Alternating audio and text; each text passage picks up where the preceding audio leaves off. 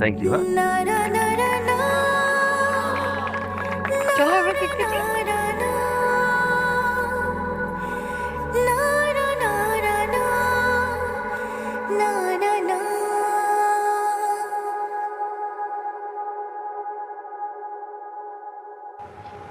যে মানুষটাকে আমি ভালোবাসি সে অন্য একজনকে ভালোবাসে, কিভাবে আমি এটা সহ্য করব? কি বুঝাবো নিজেকে বল? আমি তিলে তিলে এভাবে কষ্ট পেতে পারবো না। আমি যত দেখবো আমার কষ্ট তত বাড়বে। এর থেকে ভালো আমি অনেক দূরে চলে যাই, আবির ভাইয়ের কাছ থেকে অনেক দূরে চলে যাই। অ্যাটলিস্ট আমি তাকে তো দেখবো না। আমি চলে যাবো এখান থেকে।